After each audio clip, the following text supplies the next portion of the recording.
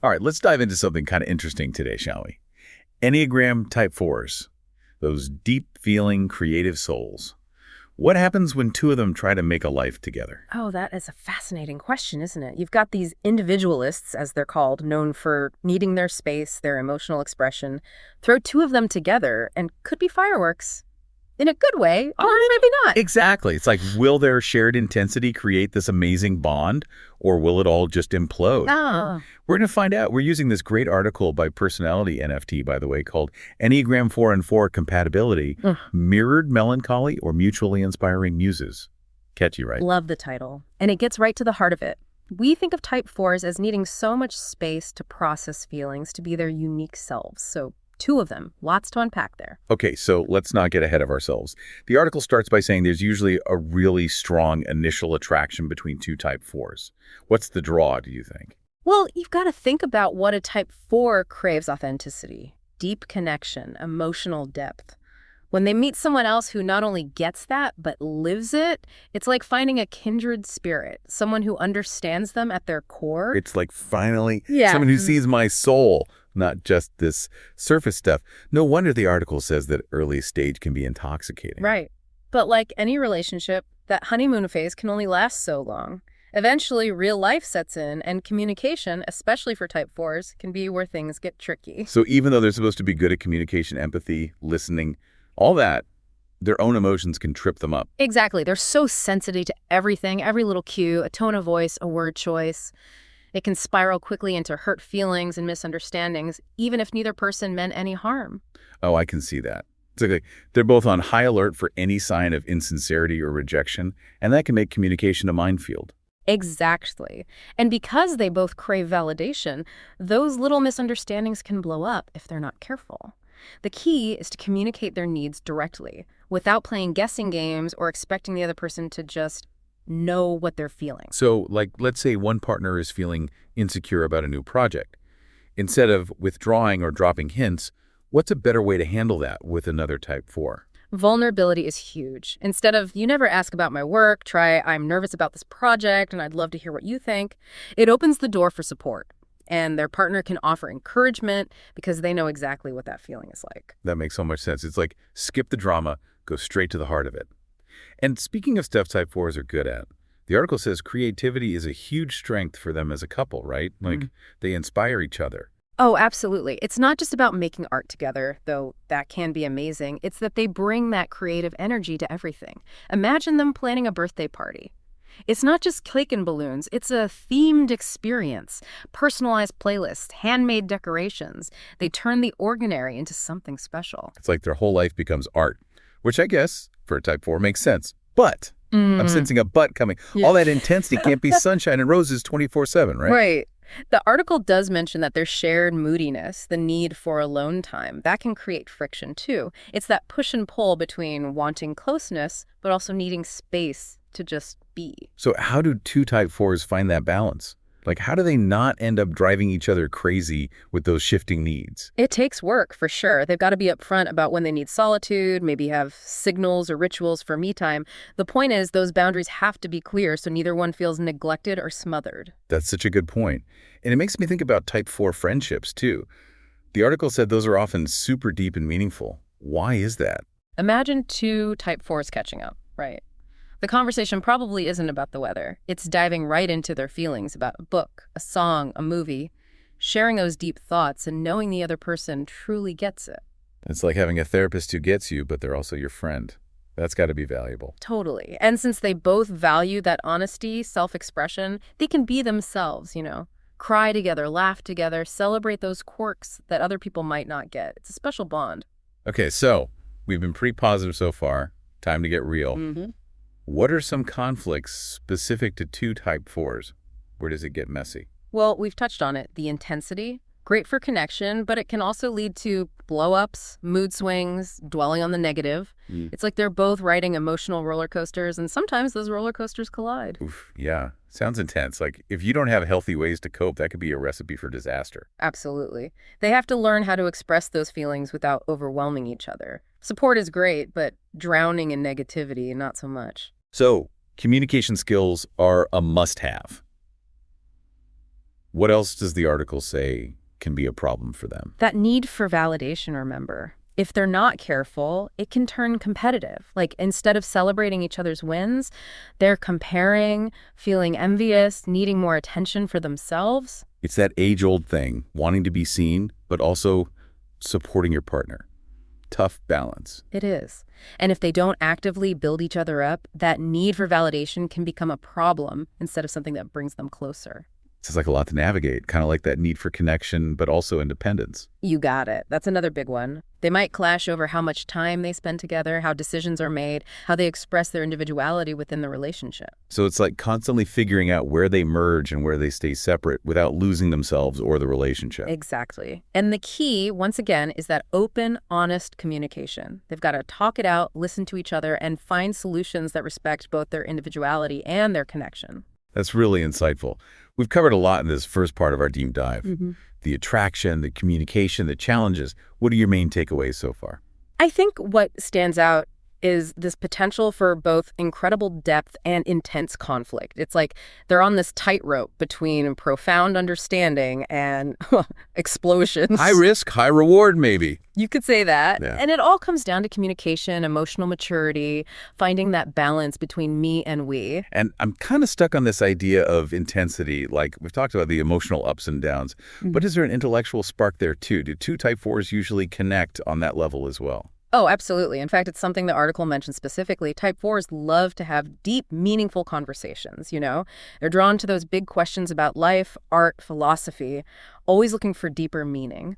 And having a partner who's on the same wavelength, that can be pretty amazing. So it's not just about feelings, but also about stimulating each other intellectually.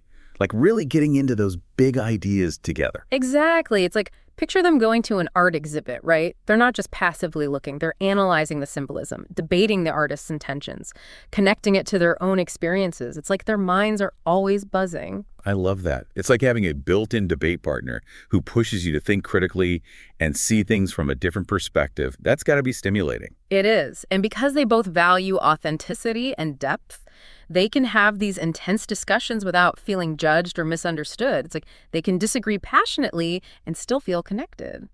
Speaking of challenges, how do two type 4s handle those inevitable rough patches that life throws at them? You know, those big changes, setbacks, the stuff that really shakes things up.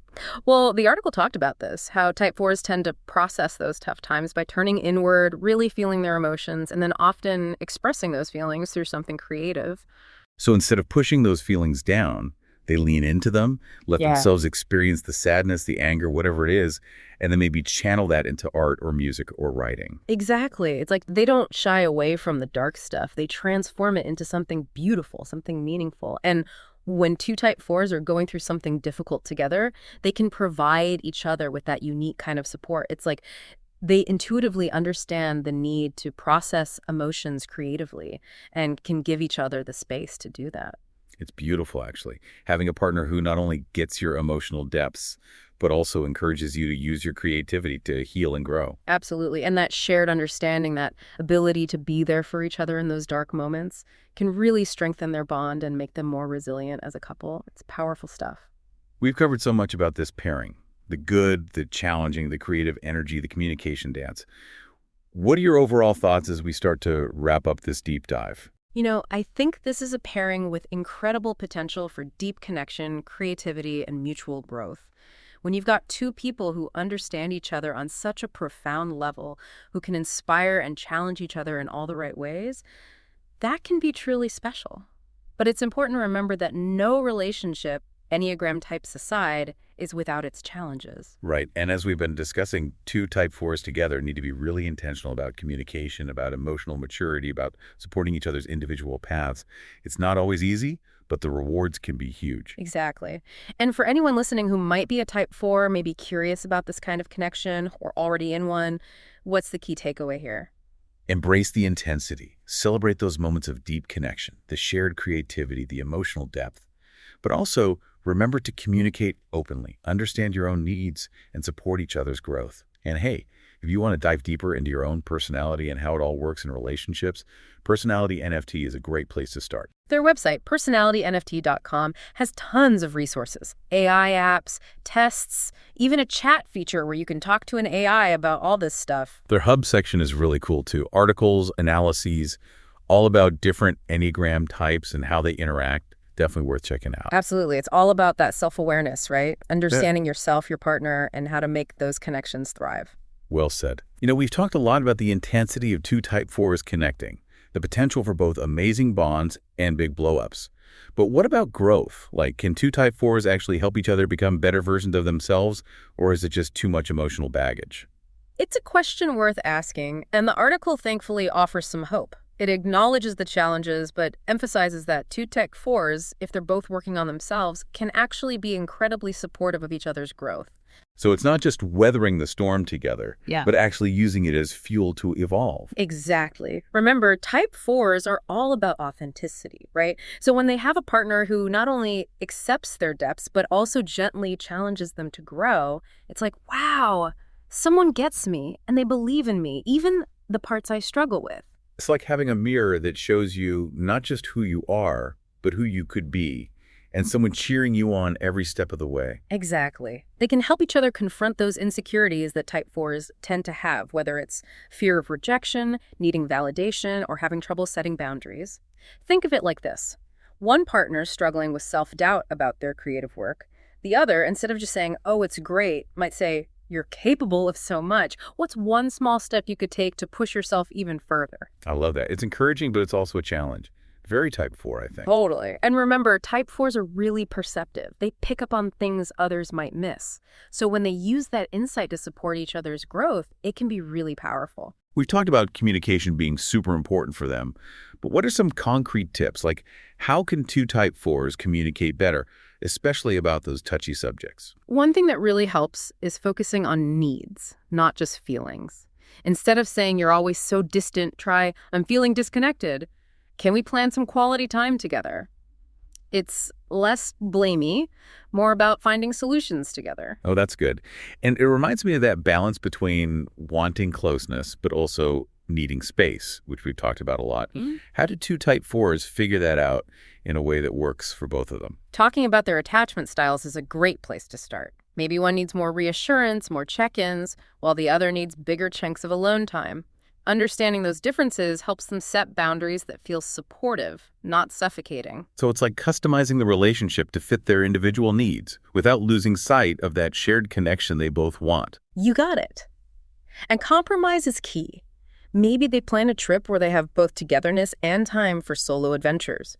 Or maybe it's a weekly check-in conversation where they can talk about anything that's bothering them without feeling like a burden. It's like a constant back and forth, adjusting as they go. Yeah. Which, honestly, for a Type 4 who loves to explore and analyze, might be part of the fun. I think you're right. That constant evolution can be exciting for them as long as they're doing it together. Well, we've covered a lot. Yeah. The highs, the lows, the communication, the creative spark, the potential for growth.